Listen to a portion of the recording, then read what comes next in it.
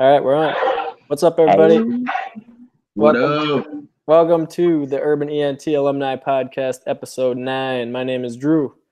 My name is Dolo. My name is Akin, aka my name is my name. All right, hope you guys are doing good.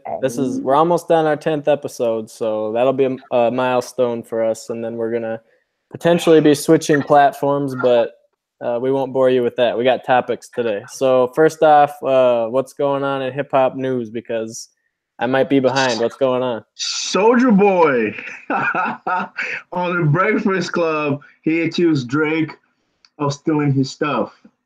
He said, I saw that. "Yeah." And Soldier Boy. So when I watched the interview, Soldier Boy is so like condescending towards like all the rappers that came after him, and then that have since been bigger than him. Because when they brought up Tyga, he was like, "Oh, was it that dude that that girl broke up with him and he had the biggest comeback ever?" Like the way he talks about them is just like he doesn't know who they are, which is kind of funny. and then when Charlamagne was like, "Drake, it was like Drake, that dude that stole his whole stuff from me, Drake." I just thought it was funny because like when you think like the way Soulja Boy sees himself is like ironically that's what we were talking about, this OGs from the 90s, how they feel like they're just like automatically better than you just because they're from the 90s. So I think like that's the mind space Soulja Boy is in. Like when you watch the interview, the way he just talks about all these rappers is like he doesn't care really. It's like I mean like this is Drake. Drake is like the biggest rapper. Drake has been the biggest rapper since Take Care. So but Soulja Boy doesn't acknowledge that. He doesn't care. He doesn't give a fuck. I just thought it was funny. I didn't see the interviews, but like what did he say? He stole like his style or his songs or what? Yeah, there's this little snippet. I forgot from which Drake song, but hold on. Yeah, there's this little snippet that I see it as an interpolation, but Soulja Boy says he stole it from him, like he stole his stuff word for word. Like when he said that tell me what's really going on. Yeah, exactly. Listen. Yeah. Let me play.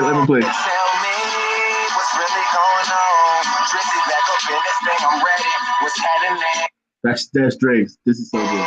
Tell me what's really going on. What's happening? So that's pretty much what Soulja Boy is accusing him of. Soulja Boy was that man back in the day, man. Yeah, I loved Soulja Boy when Crank That came out. He was the shit. Yeah, and like Soulja Boy is still doing pretty well for himself. I mean, man, he's still worth like about 30 mil. Yo, didn't he just have he had like his own gaming console that came out or something? Yeah, that shit is not gonna work out. I think Nintendo is gonna shut it down, but I think that there already was some problems with it. I think they got pulled from the shelves, because it was like too similar to the Nintendo system. Yeah, or whatever. I mean, shoot, for all the shit we talk about this dude. He's doing well for himself, and I don't know. It's kind of funny, like to me, the way I was thinking about it when he was talking in the Breakfast Club and the way he was addressing all these other rappers. I just kind of found it funny because I guess I'm just surprised that he carries himself that way, which is kind of it's just funny. I didn't expect it. He wouldn't even say them by name. I remember brought up Tyga, and he said that dude who did Tyga go out with again? Kylie Jenner. Yeah, he said that dude that Kylie Jenner broke up with, and then something that had the biggest comeback ever, and I was just like. I'll have to go check that out. Yeah. Soulja Boy, yeah, he's a funny guy, but yeah, he's super successful, and I'm still a fan of his. Like I like some of his stuff. I'm not gonna lie. I think a rapper like that I'm still a fan of is Bow Wow. Like no matter how much we clown him, there's something I have like for his music. Like I don't know, I would just always kind of like Bow Wow. I'm not gonna lie, man. I'm still a Soulja Boy fan, and after watching that, it gave me a little bit more respect because. Like, I don't know. I haven't heard him talk from, like, his perspective off of social media for a while. Yeah. And even though he's cocky as shit, like, you could tell little Soulja Boy still got, it seemed like he still got a little common sense. I feel like he's a little culturally lost. And but see, the thing is, like Soldier Boy did influence a lot, and a lot of people may not realize. He did a So, lot of rappers that are kind of in today's wave looked up to him. I think like Lil Yachty said like Soldier Boy was his biggest inspiration, and when he hey, was like in and high school. he came at Trump so hard that he automatically damn near bumped up my list. Not on the top 10, but like, but he was just talking like he had common sense, and that's something that you never really see from somebody like Soldier Boy. I thought it was interesting. Yeah, that's awesome. Shout out to Soldier Boy. But all right, what else happened? Is Lazy Bones still going at the Migos? Nah, I haven't heard anything new on that side. All right. Not really. Yeah, I don't know. Any projects drop that I can think of? Future is dropping tonight or tomorrow, something like that. A new album? Yeah, a new album or mixtape or whatever. I don't know, but he's dropping something, or he's supposed to. I'll probably check that out. Yeah. I'm dropping one of the songs tomorrow. Ooh, single coming out tomorrow from Dolo. Yeah. Just it's one of the lower. It's one of the songs I have a lower expectation for, but it's I'm gonna release it tomorrow just so people could get familiar with the SoundCloud. So. All right, can't wait for that. But when's the full project gonna drop? On the 1st of February. Yeah. Oh, February 1st. Okay. Cool. February 1st. Nice. All right, Akeem, you want to start with your topic today? Okay, so there's two things that I kind of want to talk about. I want to talk about prominent rappers that they don't have like certified classics, kind of like we talked about in the group chat previously. And I also want to talk about the legacy of Triple Extension and Mac Miller. Okay. Yeah. So, what are some prominent rappers that you guys believe don't have classics? I don't have that list in front of me that you had in the retweet, but there were some names on there. Yeah, you could say Gucci Mane. I mean, does he have a classic album? Probably not. I guess the closest thing to it would be the State versus Roger Davis. But to be honest with you, man, like he a mixtape artist. He's an influencer, so. Yeah. And it's funny because that list, and for those that don't know, there was a list that we had in our group chat from Twitter that it was like a list of like 10 artists that are considered legends, but they don't maybe have like a studio album that's considered like a certifiable classic. And there's a lot of those, but yeah, and that doesn't necessarily mean that's the only way that you are a legendary artist. I don't think you have to have a studio album like Gucci Mane. If you look at someone like, a lot of people might argue that Wayne doesn't have a studio album that's classic. I tend to disagree with that a little bit because I think Carter 3 is a classic. But, there's definitely guys that have left their mark in the mixtape game more. Yeah, who else is on that list? Maybe like go ahead. Who? You go. I was thinking, I don't remember if he was on the list, but Big L. I know that he didn't have a lot of material because he unfortunately passed too early, but his album it's not a certifiable classic, but it's really good and it's a gem from like the late 90s. So, he's one that has a legacy with a very limited body of work and not a certifiable classic studio album. He probably would have had one had he outlived, what he did, but there's a lot of artists I think that don't have one. What are some other ones? Busta Rhymes. Yeah.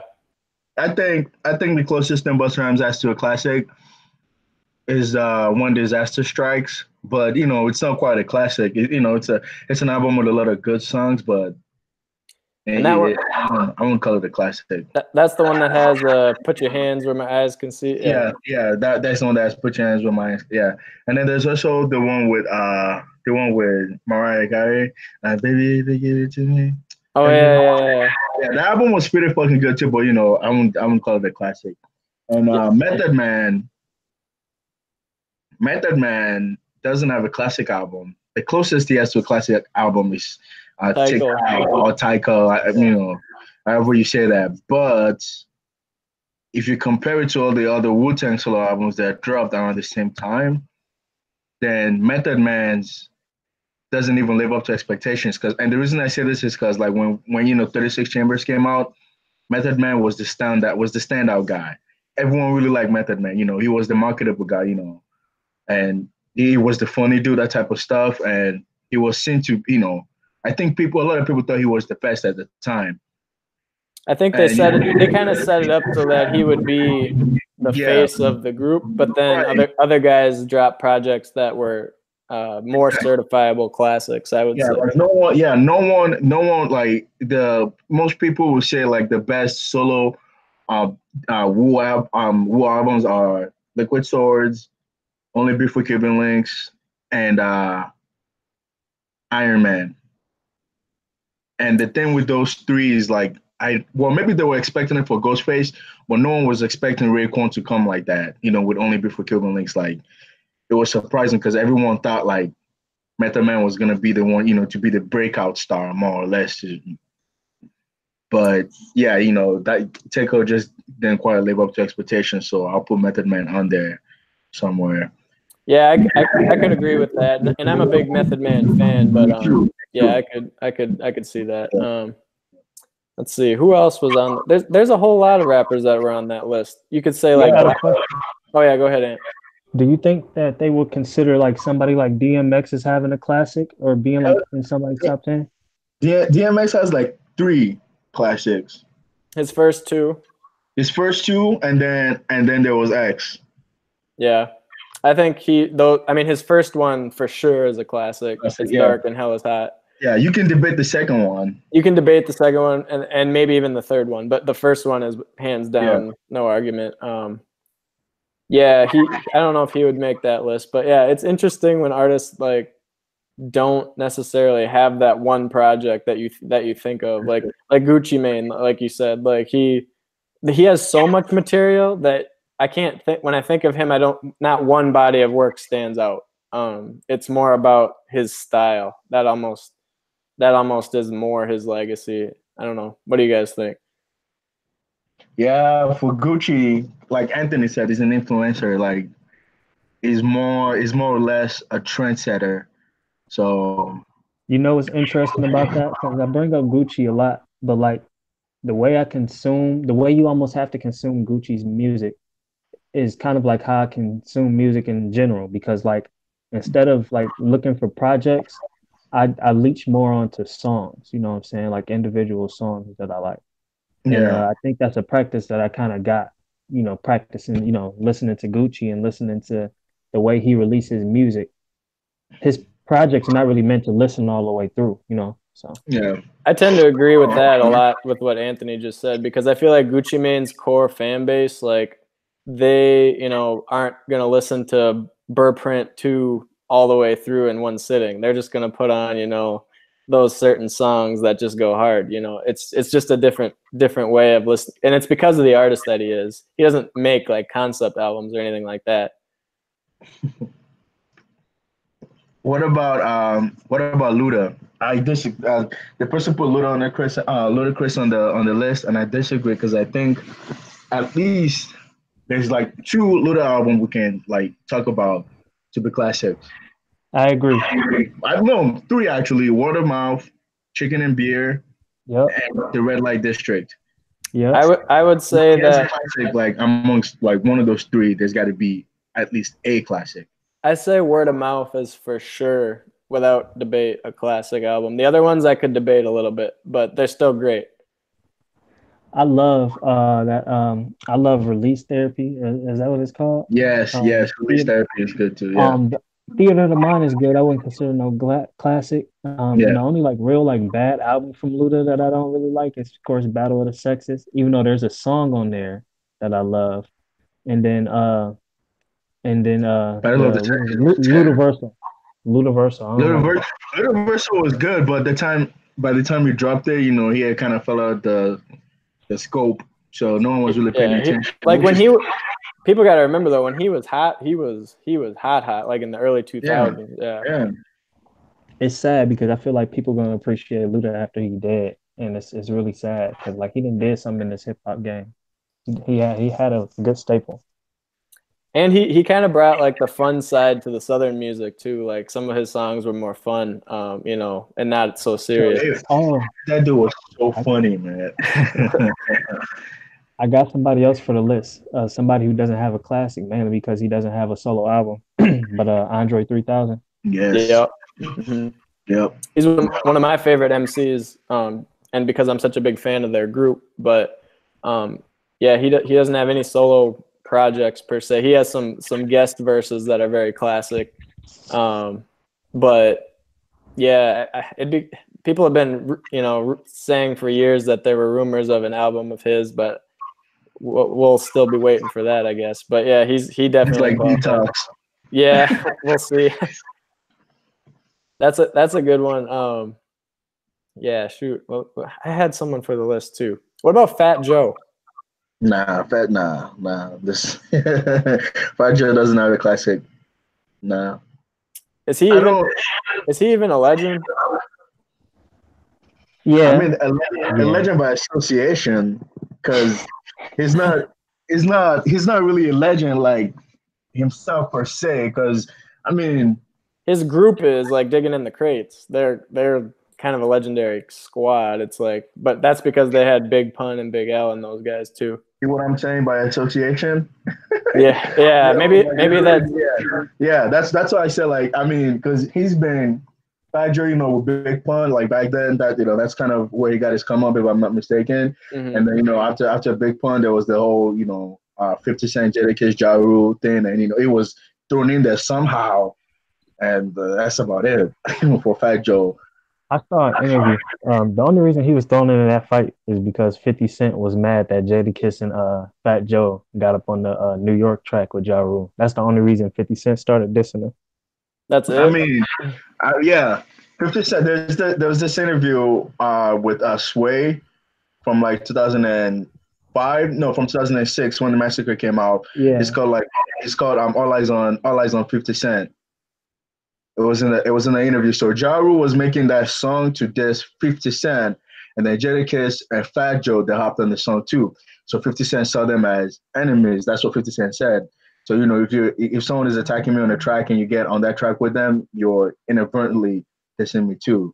Well, not inadvertently, but indirectly dissing me too. So and that's why Fat Joe got put on there. But even all of that aside, I wouldn't say Fat Joe, like even on his solo albums, like he's like a Jadakiss. Like he has like a solid verse here and there. He has like a couple good songs here and there, but there's nothing cohesively that is put together that'll make me say he has a classic or give him legendary status. Yeah, you can compare him to Jadakiss. Like I used to have Jadakiss like kind of on the fringe of my top 10 like goats, but then I was like, he really doesn't have that many songs that I consider classic. Yeah. Like I really like his song "Why." That's probably his most Yeah. classic song. Why?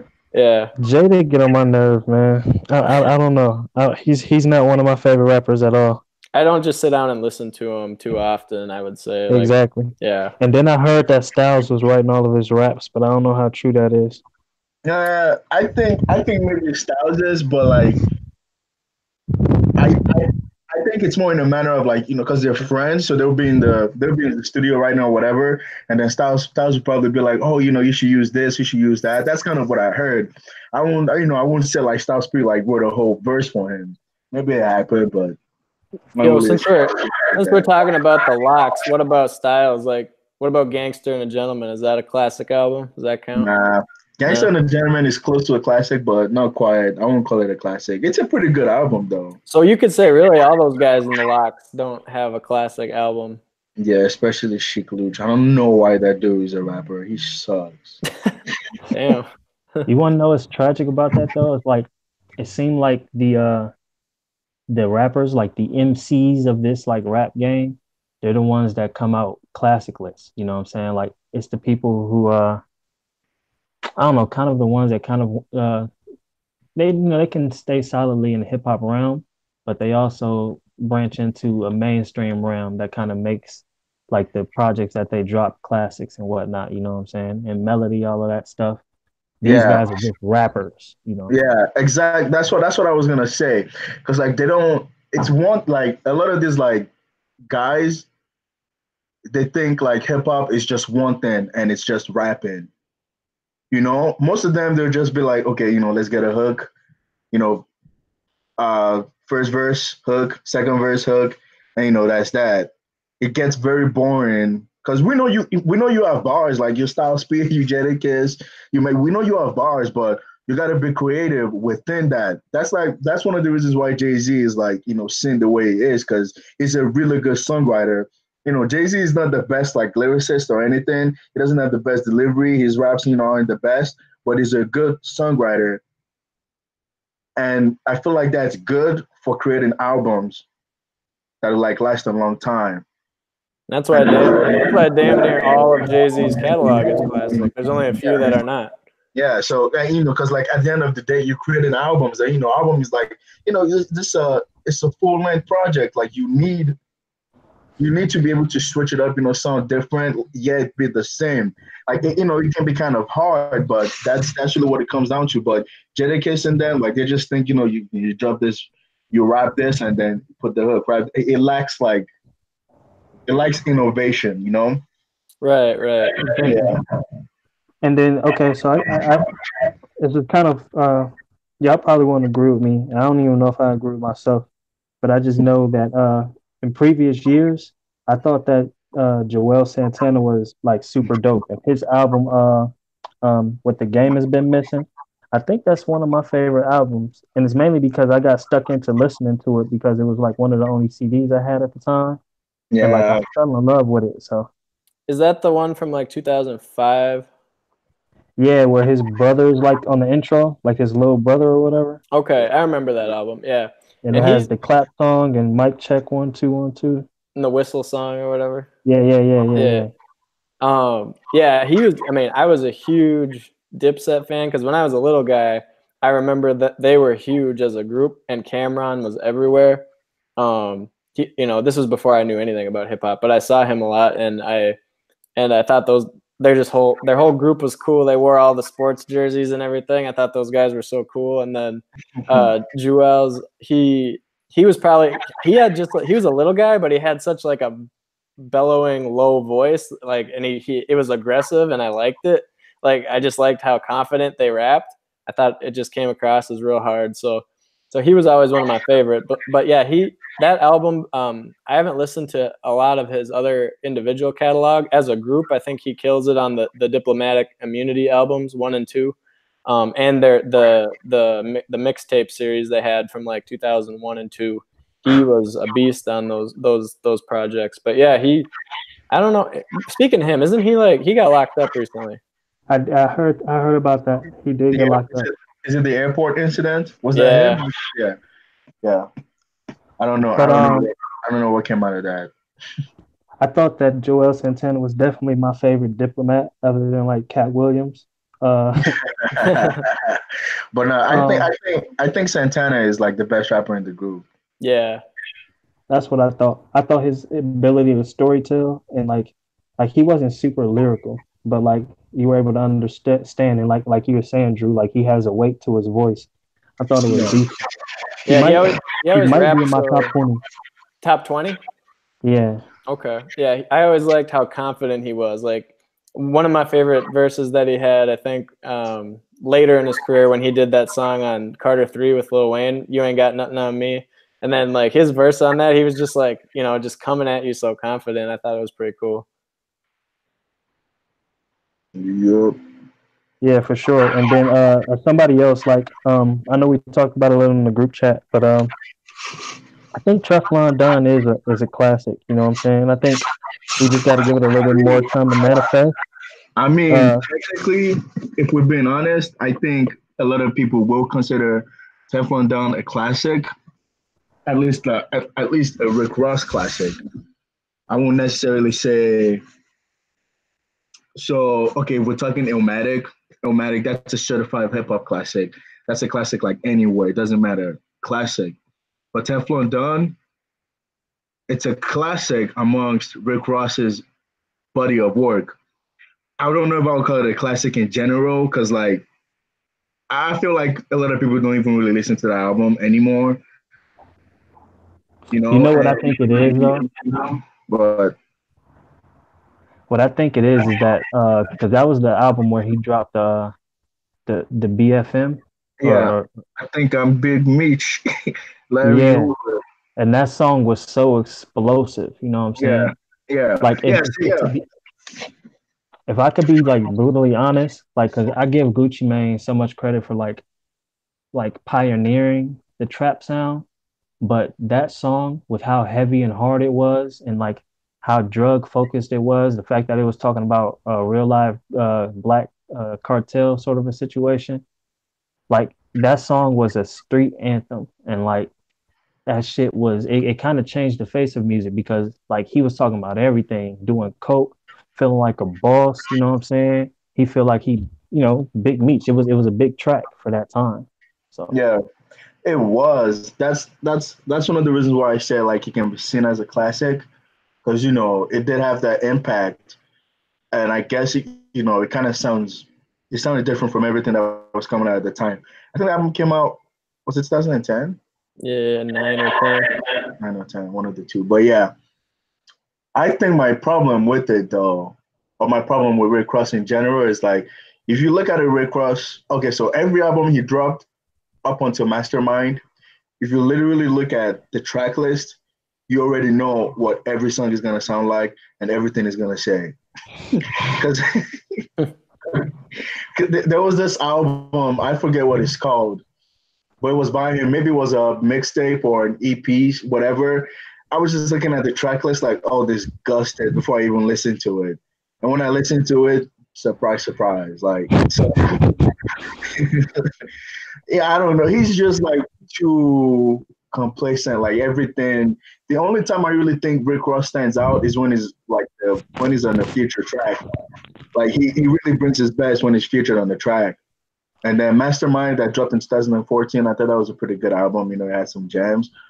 So that's why I say like Teflon Don is like is a classic amongst Rick Ross's body of work. It's like Dark Sky Paradise for Big Sean. That's like a really good album for Big Sean, but in general it's like a 6 out of 10 at best. So. I tend to agree with what you're saying, Akeem. For me, Rick Ross is still someone that's good in the car, but I don't really listen to him at home. Right. oh now Yeah. see I think that's where we differ because like I actually really like Rick Ross. I think he might be in my top 10 because I like actually sitting back and listen to Black his like Market. his mob, yeah, like his mob talk, like his mafia music, the Crocodile Python, and then um idols become rivals. Like I like hearing him talk his shit like that because like he sounds like a boss, you know what I'm saying? He is a boss. And like Like I'll give him that. in the way he rap, even it's distinct and like slowed down, but in that he is lyrical, you know what I'm saying? Like he knows how to work his flow. He does. Yep. Yeah, he has a unique flow. It's very unique to him. Yeah, I do admire his technique because he has the voice, like he has a rapper's voice, that's for sure. And he tends to be lyrical at times. Yeah. Yeah, that's Yeah. cool. I think it's kind of fun that we don't all agree on it because it gives us different perspective, and Yeah. I think it's good that we can have. The other thing I appreciate about our conversation on this topic is that we're not too liberal, I guess, about what's a classic. You're not just like, oh, that's a classic, that's a classic. Yeah. We actually know which ones are not. We can say that even though Everyone calls everything a classic these days. It's so fucking. yeah, and to have a good conversation about it, you kind of gotta like step back and say, okay, is that a classic compared to like Illmatic or something? Because a lot of things aren't going to stack up if you want to be real technical. But it's a fun thing to talk about. Like, and then kind of as a segue into the next part of your topic was we wanted to talk real quick about some other legacies of was it X and Mac? Yeah, X and Mac. Yeah. So what about those? Oh, sorry, you introduced it because I don't know what you had to say about it. Yeah. Okay. So we were talking about Triple X on the group chat, and since he passed away, when I see people talk about him, in real life on social media, people talk about him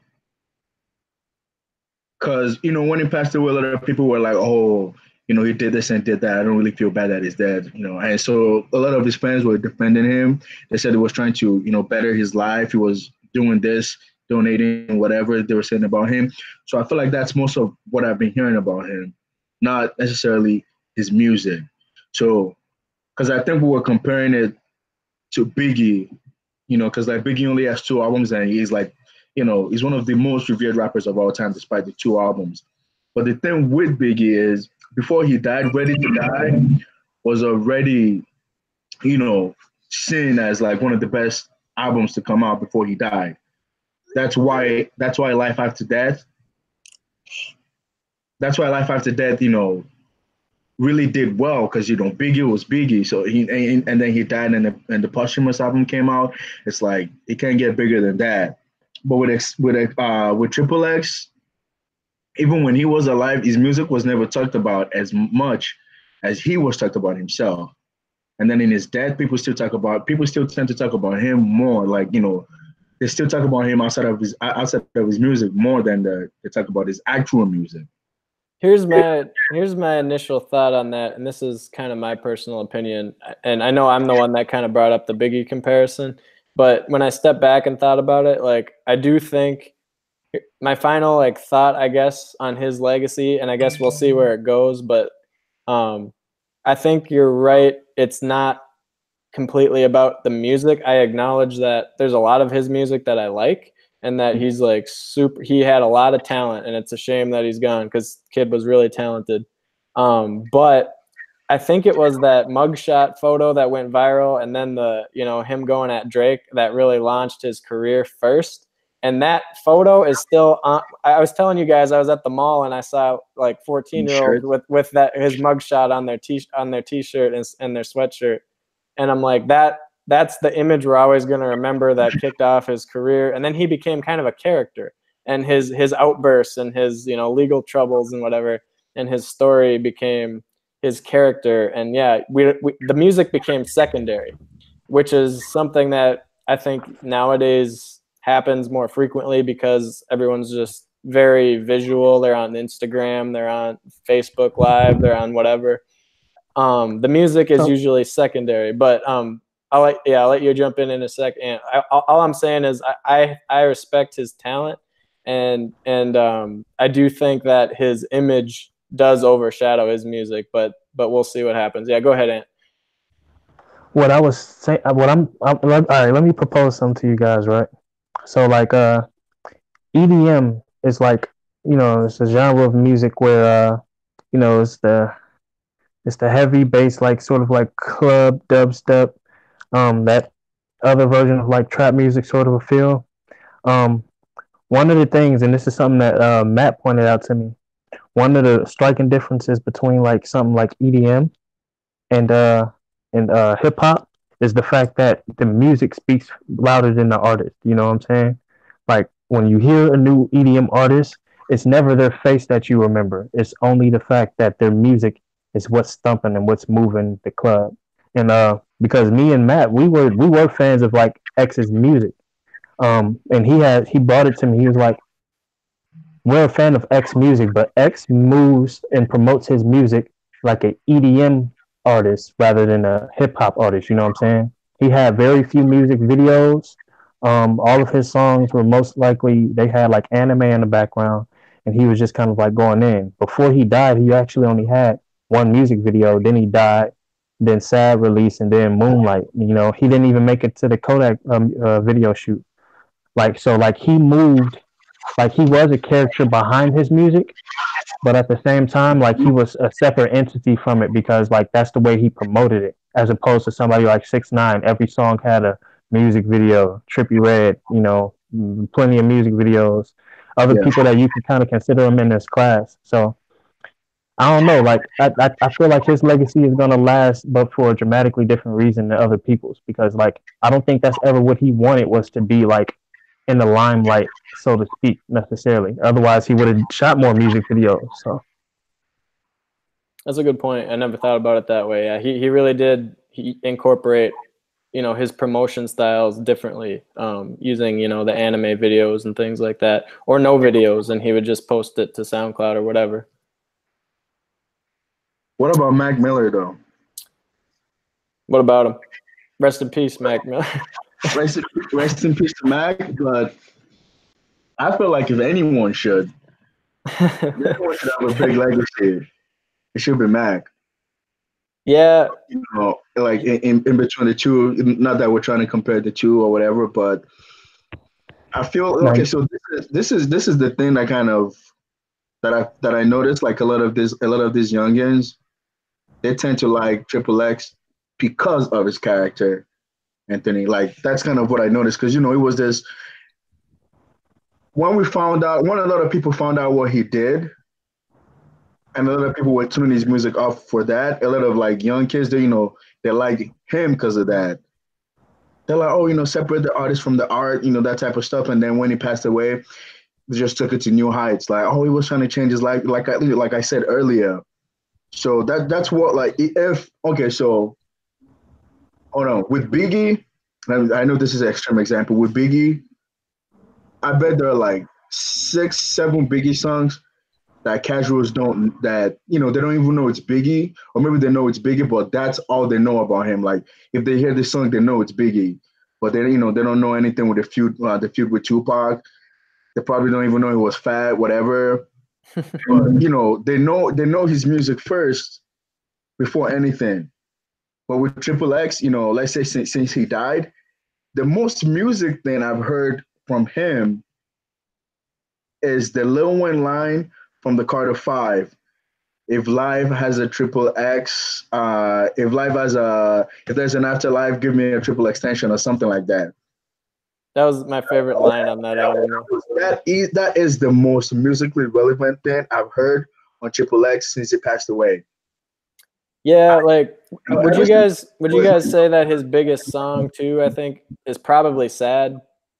Yeah. Is that that's the one with the music video? Yeah, where he's like at his own funeral. Yeah, and he's like, yeah, I'm sad, I know. Yeah, that like that. Yeah, so after he died, through all the Twitter feed, the Instagram feed, whatever, there's not one person that posted a line, at least not one person that I saw. And my Twitter is like all music.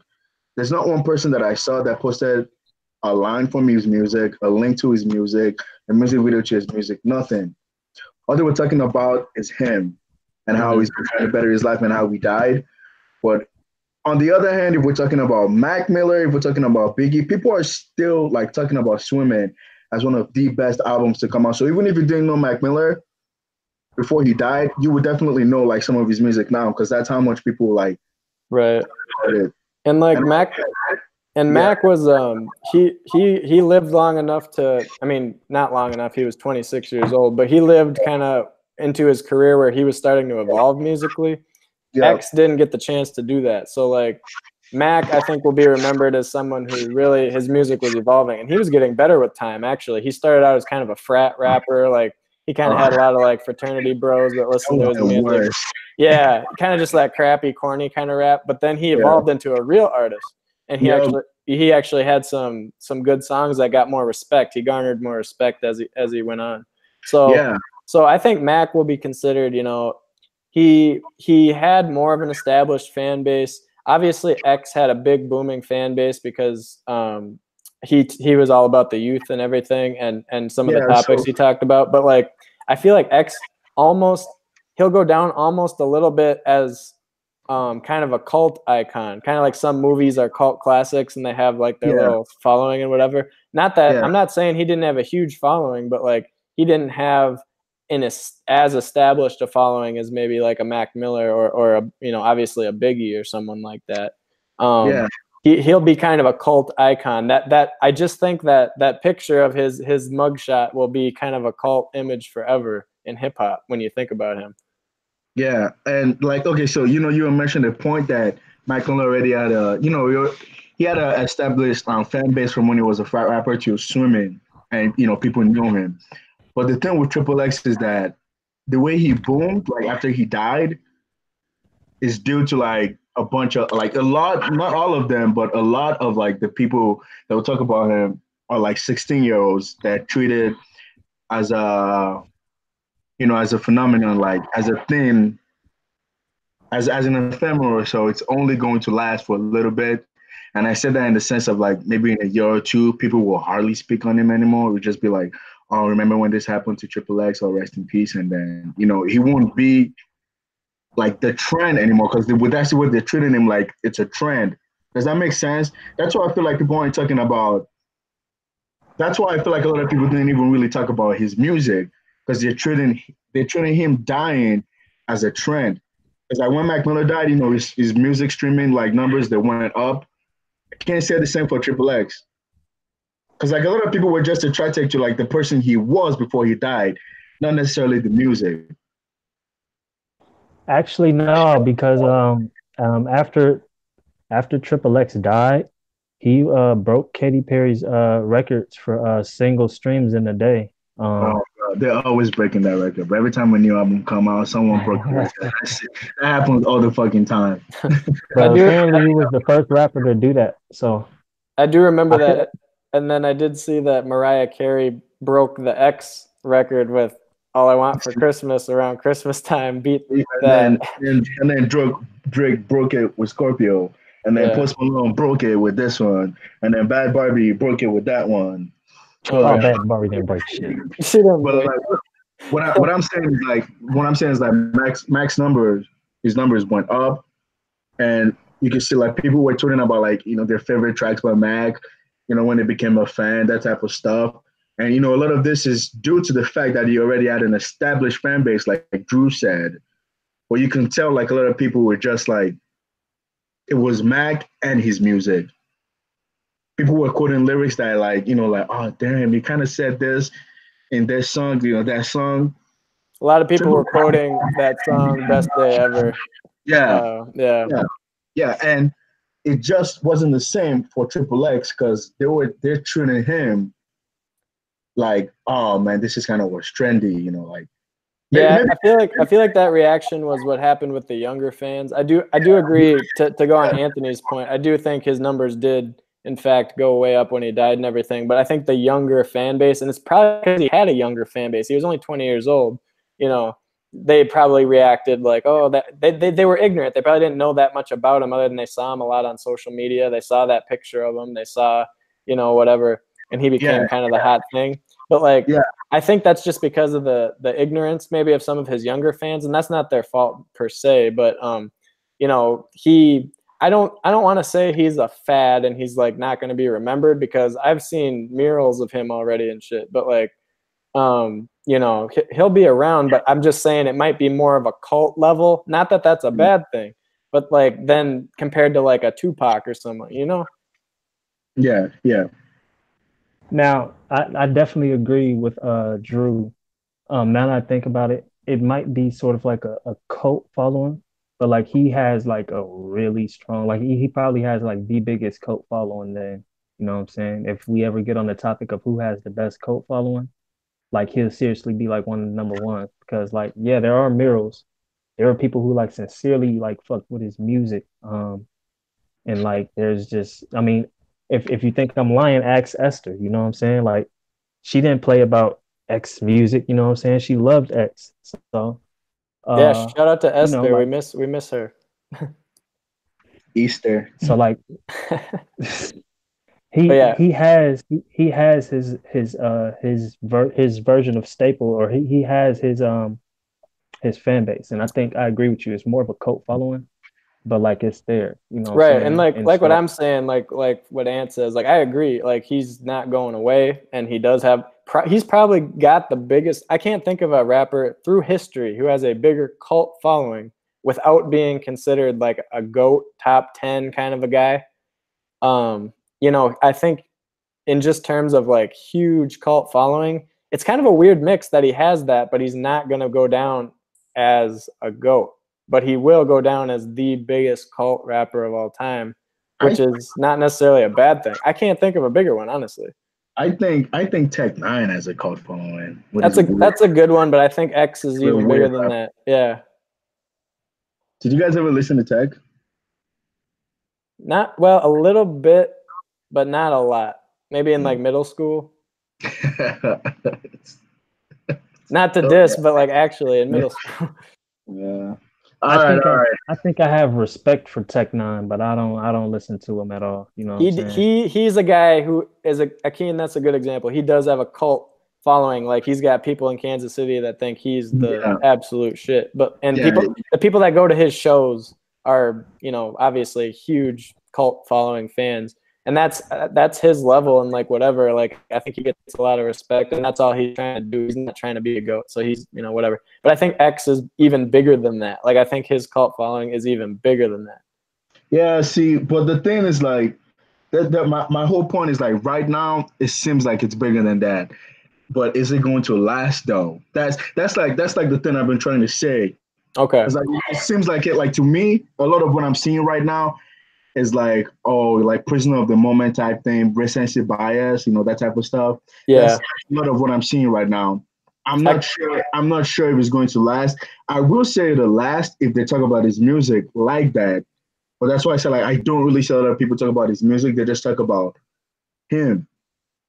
Yeah, I mean, I think he's got a place in history, but like, yeah, time will tell. I get what you're saying. Like, time will tell. I guess we both of us don't have the answer to that, but it'll be interesting. Like he was a troubled kid with a lot of talent and a cult following. So we'll see what happens. It's too bad he's gone, but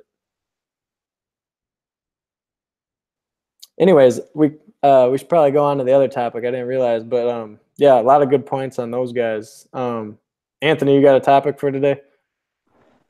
Yeah. I got this topic.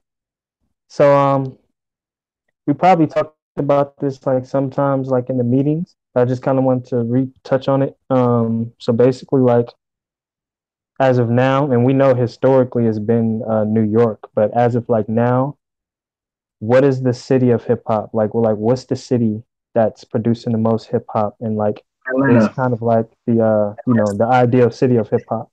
Atlanta. Still Atlanta? Still Atlanta though? Atlanta. Still Atlanta. though? Atlanta. ATL. But I thought you was from the Bronx. ATL. Yeah, what up, Mr. East Coast? ATL. Atlanta is technically in the East Coast, so Southeast. Oh, knock it off. Yeah, knock it off. Atlantic coast is different. That's always been the dirty South. Yeah. But the question Anthony asked is like, what city is hot right now? Not what city is the best, just what city is hot right now. It's Atlanta. What about Florida? State of Florida is the hottest right now. I'll say Atlanta, Florida, and Cali. Wait, Cali? I think Florida is the hottest right now, honestly. Oh, Cali? But yeah, Cali. I think Cali is hot too. But yeah, Florida and Atlanta, I'll say. I got your Biggie reference there, just so everybody knows. Oh damn, Anthony didn't get it. I got it. Cali? Oh, Cali? What you say? I didn't even hear you. The Biggie thing? The Biggie thing off of Cali in the beginning when Diddy goes LAX. Oh, Cali. Yeah. Oh, Cali. But no, I think, man, so like you said, Atlanta, I think they're the ones that still kind of like reigning in. But to be honest with you, I thought that they were going to be like debunked. And I think the main reason why they were able to stay relevant through like the end of 2018 was because of 21 Savage, the Migos, of course, and Lil Baby. And if it wasn't for those artists and groups, I think Atlanta would have fell under the banner of either Florida or California. Yeah, I agree with that, man. Like Lil Baby's doing his thing right now. Like he's huge in Atlanta and everywhere. Yeah. He's huge. And 21 Savage is really improving, I think. For sure. But I mean, Kodak's holding it down for Florida. Like Kodak and Lil Pump. Kodak's getting in, like, you guys might clown me for this, but he's getting into legendary status, I think. Kodak Black, because of what he influences everybody out of Florida. And I know it's early to say that, but he's kind of getting into legendary status. I don't know, man. Kodak is the thing is, like, from a street level, I could always agree with that 100%. but like I feel like he'll never get his due respect just because of like his nature. You know what I'm saying? Like he's so Okay, damn in the hood. mainstream, you know what you're I know what you're saying. I feel Yeah, like if he gets his due respect, it won't be now. It'll be later. yeah, Because like it's still too soon right now. Because right now I don't know. Like he's been one thing I would say for him is he's been hotter longer than a lot of people assumed it would be. So that he already has that going for him, and it's only a matter of time before people start putting some respect on his name. Shout out to Birdman. I mean, hey, my bold prediction is like by the time that we're old and in the nursing home, it's gonna be Future and Kodak are gonna be legends, man. I don't know, I like don't know about that future one though because I feel like Future's his legacy is I feel like he has to reinvent himself like really soon. You know what I'm saying? I Like guess he's not doing enough. we'll find out tonight when that album drops.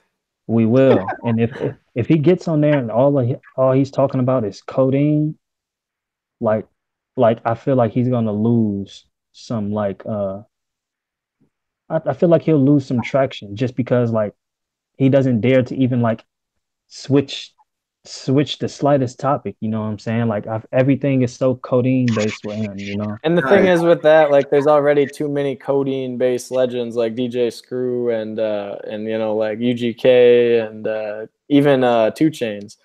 Like Chains. that's their thing. So like there can't be everybody rapping about lean, you know what I'm saying?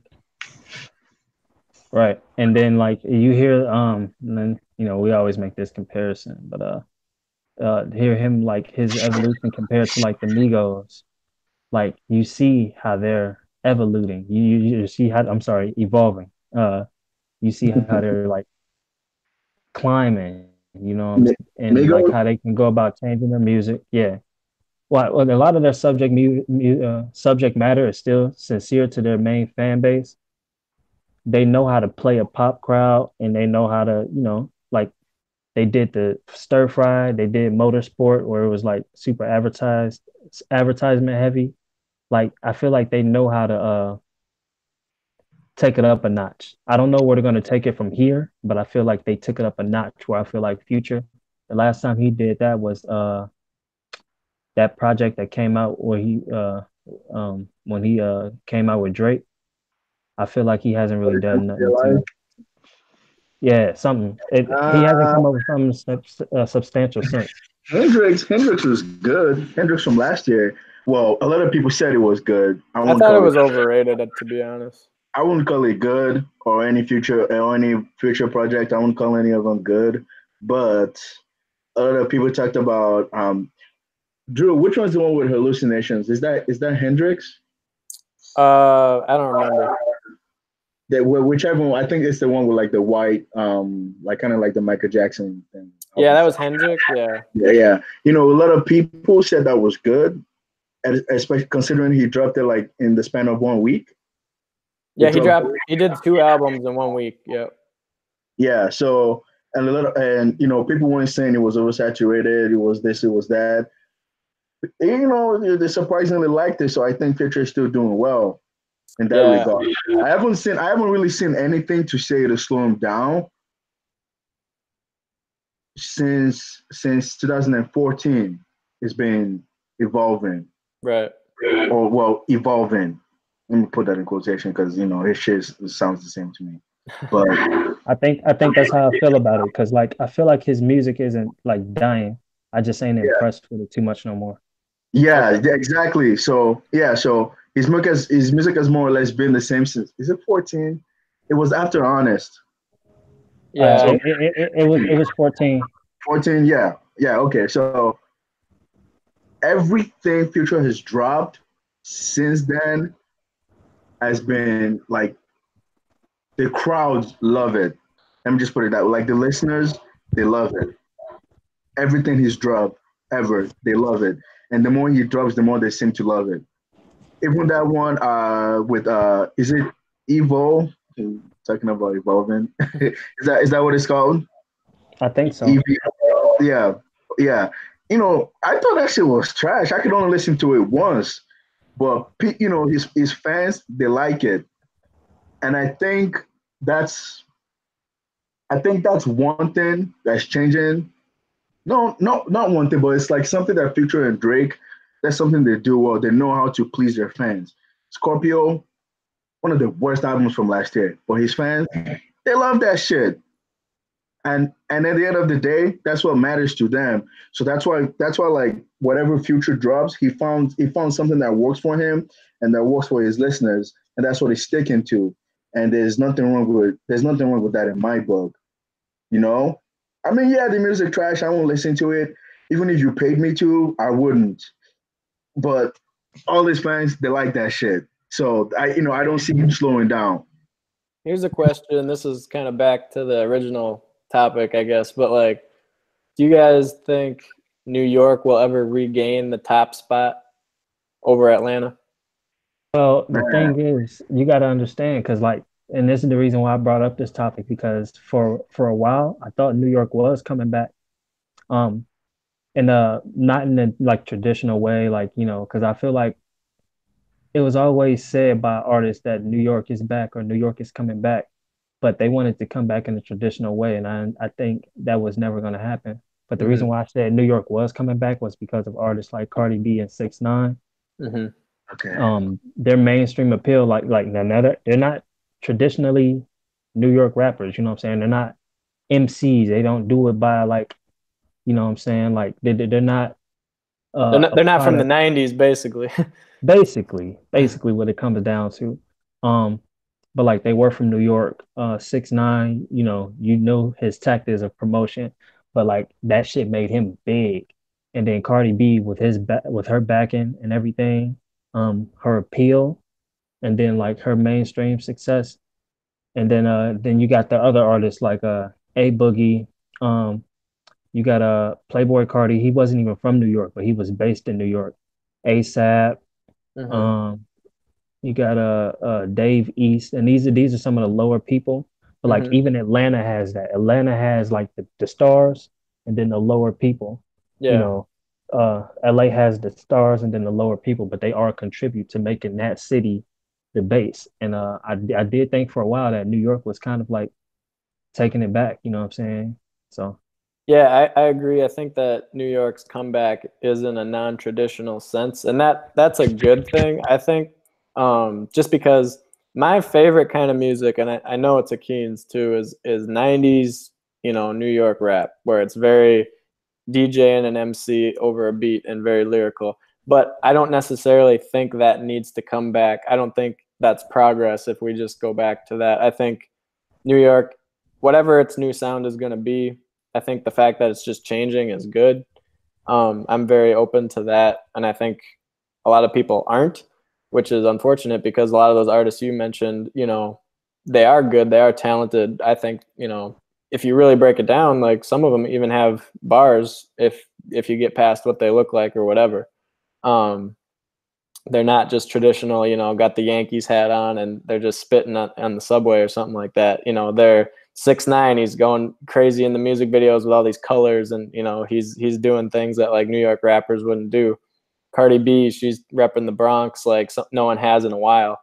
So I think that's good. I don't think it's outweighing what Atlanta's been doing, because Atlanta has like they're like a well-oiled machine right now. They just it's just a hotbed of talent, and there's a couple Atlanta-based record companies that just kind of roll out material so fast and so consistently that they're just yeah, like they're consistently like Atlantic Records and QC. They're rolling out stuff so fast and so consistently that New York can't keep up, even though they have a few artists that are doing really well.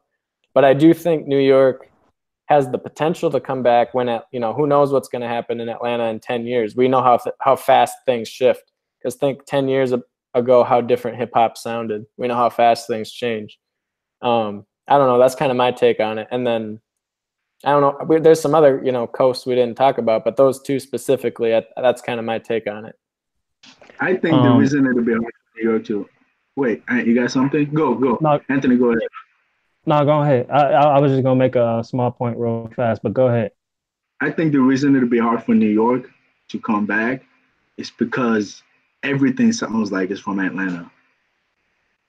So Cardi B, other people will assume she's from Atlanta. 6ix9ine, I thought he was from Atlanta when I first heard him. I thought he was from Florida. So I think that's one of the things. Like New York has to define their own sound again. You know, there's truth behind that because I feel like the only place that consistently has like its own sound is LA. But in Chicago. But other than that, I feel like yeah, a lot of these places, even Florida, like these guys sound like that they're making, you know, Atlanta music. So I agree. Like Yo, mute it on. it's a problem that's like affecting a lot of regions, not just New York, but especially New York. You even look at ASAP Rocky. This was the dude that was supposed to bring hip hop back, but even his whole style is Memphis influenced.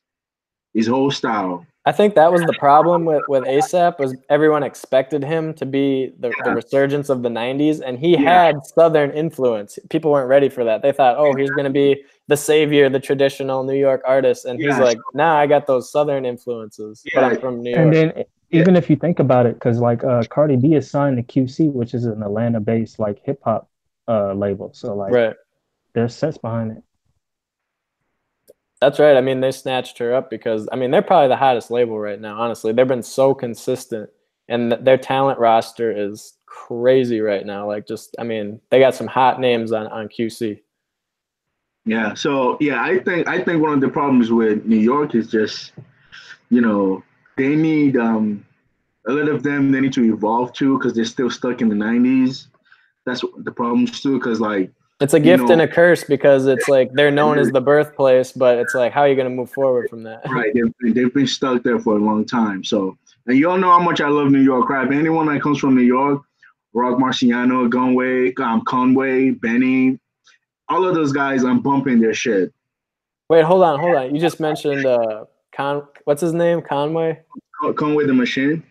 Yeah, is that dude from Buffalo, New York?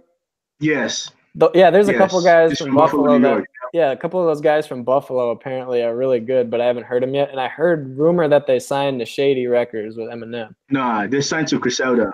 Okay, I heard that they were going to Shady or something like that. But I haven't listened to them yet, but I keep hearing like on podcasts and stuff like, oh, you gotta check out these guys from Buffalo.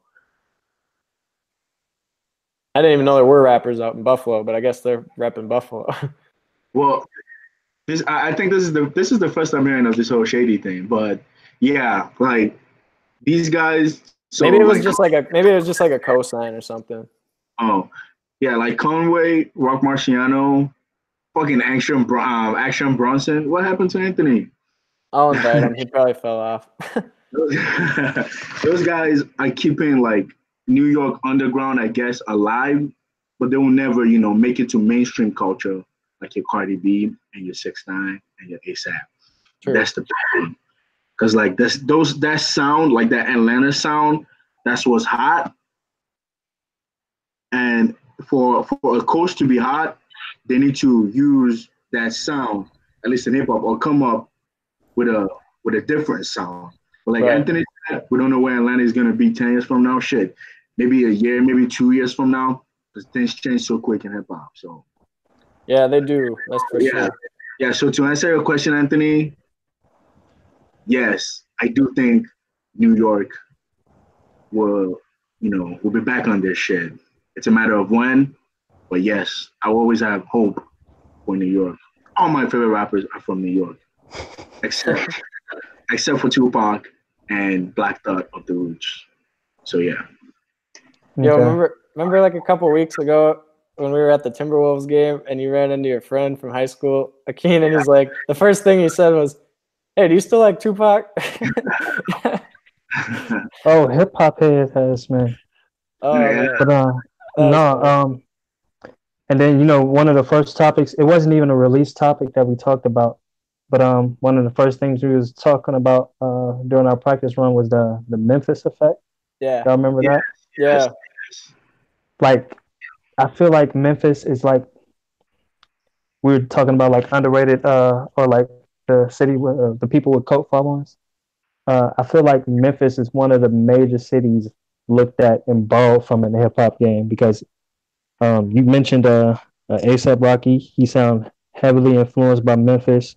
Yep. There's so many people that sample like Juicy J. We have the emergence of people like Young Dolph, Black Youngster, Block Boy JB, Yo Gotti, and like just like all these Memphis-based artists, and like it's so prevalent now. And now I've heard more people talk about Project Pat and Juicy J more than ever now. You know what I'm saying? Yeah, I think. I mean, yeah, you put me on a Project Pat and a couple of those old 3-6 records. They're really popular now with a couple of guys, and they got a really underrated thing going on down there because I think there's a lot of culture in that city. I don't know, like even like when you look at, remember the movie Hustle and Flow? I think we showed that at one of our meetings. Yeah, Yeah, I think Hustle and Flow contribute a lot to it, to be honest. Yeah, that really highlighted like this is kind of the culture in Memphis, and that was never before really seen in that movie. I think that's an underrated kind of part of hip hop history is that movie. It really showed that side, you know. Yeah, I agree with you. It makes sense. And then of course, I have that Chicago bias, but to be honest, like Chicago has had quite an influence. I don't think to the extent Memphis has, but Chicago has had influence in like the modern slang that we use and like the way certain songs are kind of constructed. You know what I'm saying? Like the much newer generation, a lot of them do look up to Chief Keef, much like how a lot of drill artists look up to Chief Keef. He definitely influenced the way that music videos are shot. Music videos, and then we have people like Chance, we have people like Juice World, and who else? Who? Juice WRLD. Okay, who else? Who? Chance. Huh? Oh, but see, we know King don't like Chance, but like, Common. no matter how much you don't like him, like he a staple in the hip hop community now, industry plan or not. Right, you can't ignore it. He's there. Yeah. That's so sad. Make me not want to listen to rap no more. I don't like Chance's music either. I love Chance. I don't either, to be honest. Dude, I like him as a person. I think he's an amazing dude. But yeah, his music. I think it's a cornball as a person. I'm so tired of his like trying to project that he's a good boy, whatever. It's so annoying. He be acting like a little bitch. Yeah. Hey, I think Ha Davis from Chicago, ain't he? Ain't that one of your favorite people, King? Is he from Chicago? He I don't know. He's heavily influenced by Chicago, but he's never said that he was from Chicago. I think he's from the Midwest though. I think he's from Detroit. Oh, really? Yeah. Okay. Who else is a huge influence in hip hop and in the culture? And rest in peace. But Zach TV from Chicago, he influenced a lot of the interview guys like Say Cheese, like Sean Cotton. Vlad, he knew him a little bit. I think a lot of the interview guys in the game. Zach was that guy that was going to Chicago and interviewing everybody. Yeah, that makes sense. Zach was he was a stand-up guy. From what I heard, and he wasn't afraid to go like where people wouldn't go to conduct interviews. It's just sad that contributed to his downfall. So, unfortunately, yeah, he was killed in his own city. Most people are killed in their own city, so that's almost like the sad takeaway from it. So yeah. For right now, though, if I can answer it, I think as of now, it's between Atlanta or Florida. Florida has had some stars come out recently, you know what I'm saying? And they have the cult ones like Denzel Curry, X, and then they have the big ones like Kodak, and then they have is Denzel Curry from Atlanta or Florida? Florida. He's from Florida. Okay. But yeah, I agree with you. I think I would have to say Atlanta's still probably the hottest spot. I'm gonna go out on a limb and say that one that is kind of emerging is Texas, actually. I think obviously with Travis Scott, but I think there's some guys in Texas, like in the Arlington, Dallas area that are kind of coming up.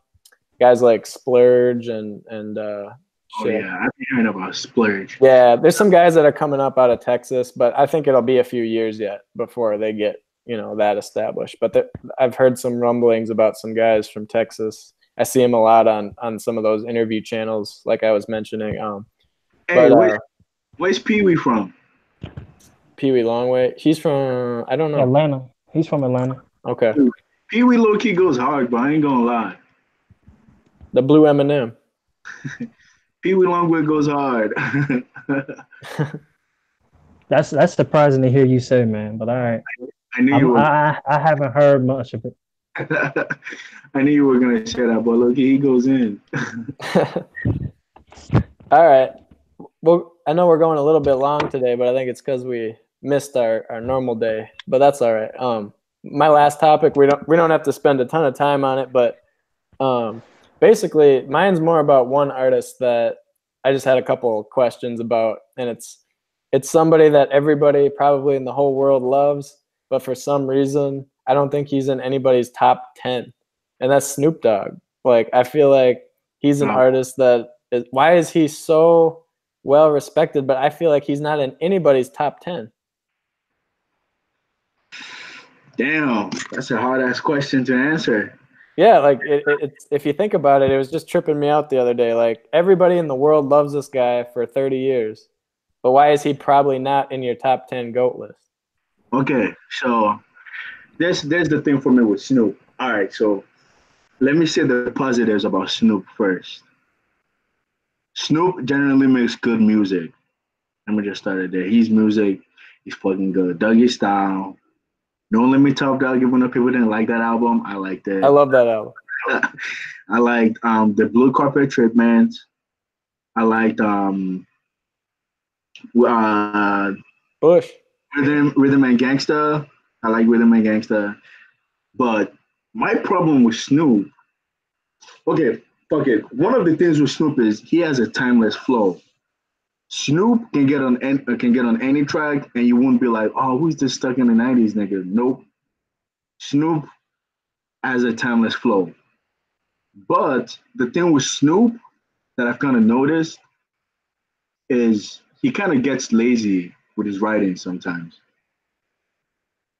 Okay, I can see that. Like he does the bare minimum, and then it just kind of like, what the fuck, Snoop? Like, where like sometimes like when he says something, you literally know what he's gonna rhyme it with. That's how lazy he be.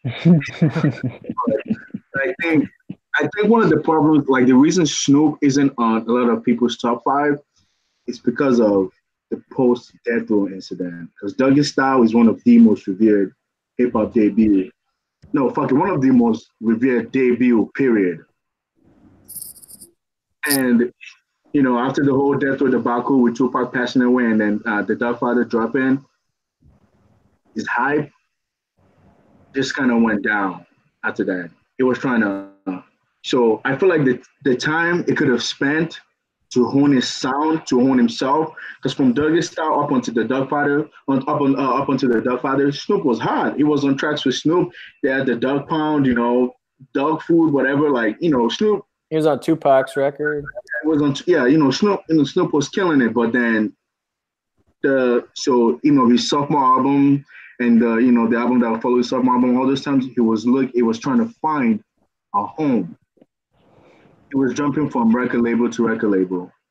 I feel like the going to No Limit with Master P, it probably saved his career and life, maybe because of the whole Suge Knight thing after Tupac died. But it probably wasn't the best move career-wise. I mean, he had to do it because he had to get off death row, probably for his safety and everything. But I think maybe the 2 or 3 albums he dropped there, maybe one of them was good, and that was the No Limit Top Dog album. The other one's eh. And then he tried to come back with Dre and those guys and the Millennium, and he kind of got a little bit more. He was still popular, but it was more mainstream, more radio friendly with the Drop It Like It's Hot and everything like that. Yeah. And then people didn't look at him the same way. He wasn't that hardcore West Coast guy. He was that guy on the radio with the club song, Yeah. So that's another thing that affected him because like he suffered so much from like the death row thing that he literally like changed his whole style up. And I think one of the people that's made Snoop relevant that we don't give him enough credit for, besides Dr. Dre, I think we give Dr. Dre enough credit for giving us Snoop. But the one person that I feel like we continuously undermine for making Snoop Dogg as relevant as he is, Pharrell Williams. Definitely. I agree with that 100%. Because I feel like without Pharrell, then Snoop Dogg, the next thing we would have heard from Snoop Dogg is, Chronic 2001, and no one would have cared about Snoop Dogg. Because like he's doing beautiful with Pharrell, that gonna give him another life to do Drop It Like It's Hot, and then to do the Blue Carpet Treatment, which is like I think his last album that people really really liked. I think Pharrell reinvented Snoop and basically saved his career in one sense. Yeah. So yeah, I think one of the reasons why Snoop is not in a lot of people's top 10 is because what a lot of people can get from him is really Dougie Style, and that just doesn't do it for some people. Right. Yeah, like besides Dougie Style, a lot of people just tune him out. That's kind of the same problem that plagues Nas to this day. Because no matter what you do, even though I think it was fucking good, this is a really good album. Godson, Stillmatic. He gave us like really good albums post Illmatic, but all people want to ever talk about is Illmatic. And this is Nas. Same with 50. Yeah, and this is Nas. Like, like most of like let's say Nas has 12 albums. There's 10 of those albums are by aside. 10 of those albums are like really good, and then 2 is like, no. Right. But people don't care about that because it's not Illmatic. I know what you're saying. So that's the problem that bothers Snoop to this day. Because this is someone that's a legend already, but it's not Dougie Style. He's not going to live up to that for Dougie Style. Like Dougie Style. You know what I think it is? What? And I don't know if I even agree with myself, but I think I'm just gonna say it. I don't think my bad. I don't think Snoop really takes himself seriously enough to be like kind of considered in a GOAT manner. You know what I'm saying? Like he's a very much a certain type of rapper, like you said, sort of like a timeless thing. Yeah. He doesn't do too much to reinvent himself, but he doesn't have to. But I think that's also like he's the rap game is a part of him. He isn't a part of the rap game.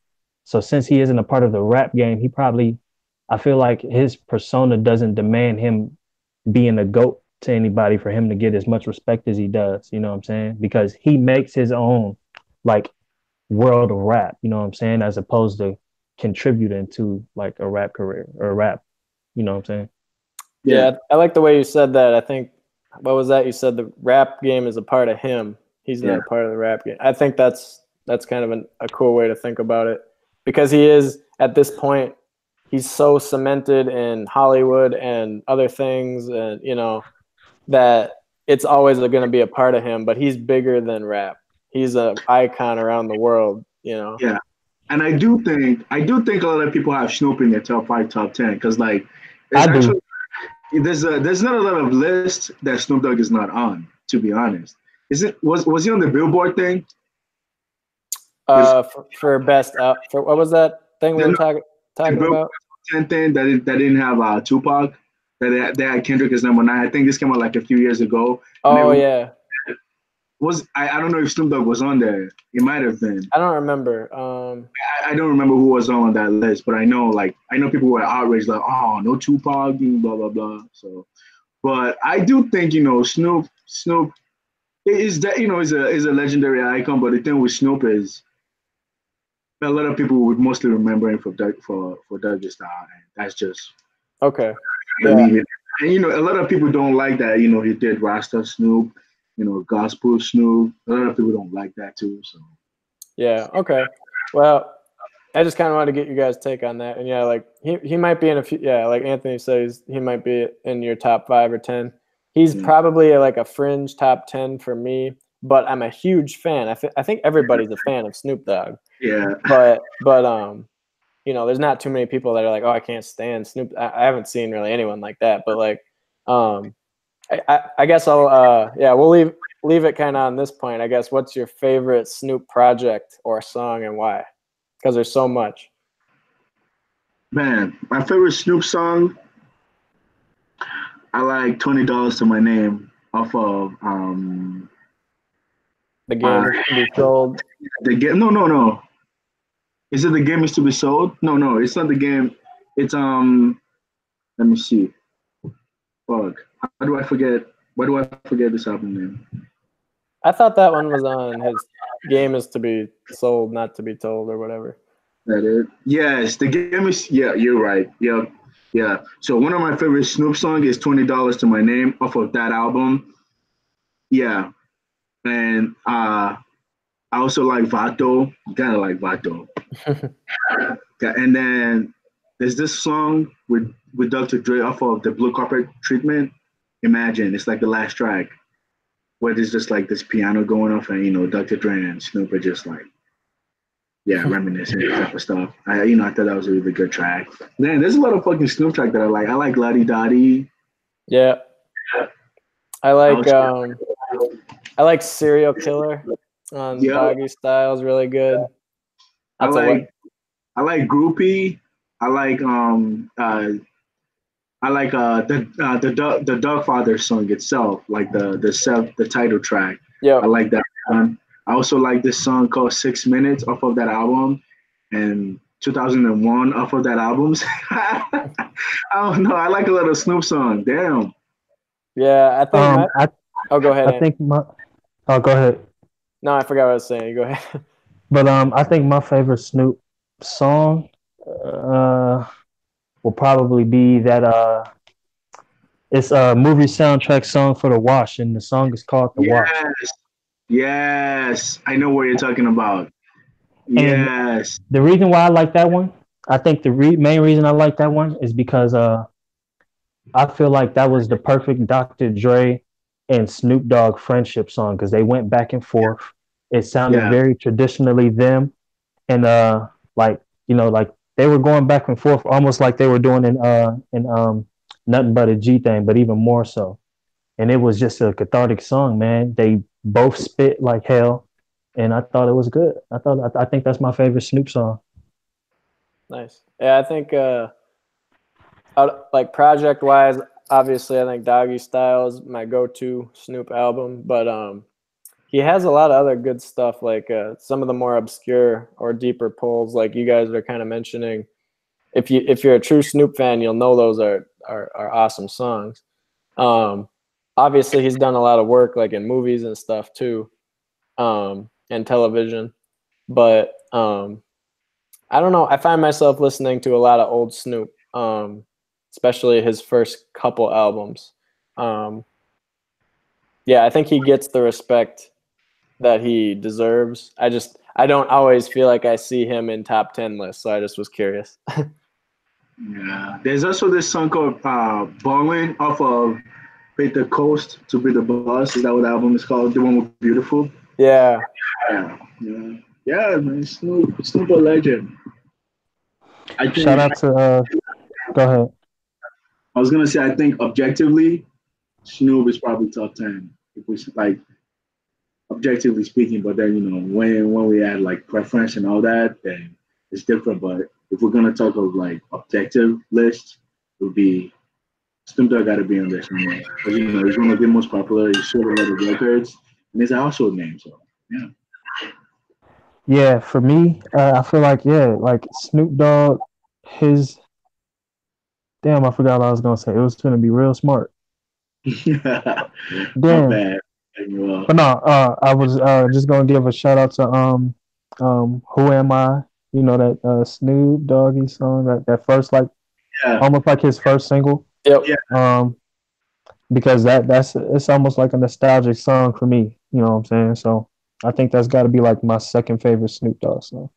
Nice. Yeah, it's a great song. Murder Was the Case was cold. Oh, I forgot about that one. That's a good song. The Shiznit, that's a good one. Yep. This is all Okay. good. These are all good songs. Yeah, his catalog's pretty fantastic. Like you can find a lot of good songs and good music throughout all his work. Yeah, I guess that's all I had on Snoop. But yeah, we can wrap it up, I guess. All right, thanks Yeah, for we got to, man. It's been an hour 30. Oh shit. All right. Well, we'll bring it down a little bit next time. But whatever, that's cool. All right, thanks for tuning in, y'all. All righty. We'll be back in a week. I'm gonna cut it. Peace, guys. Peace.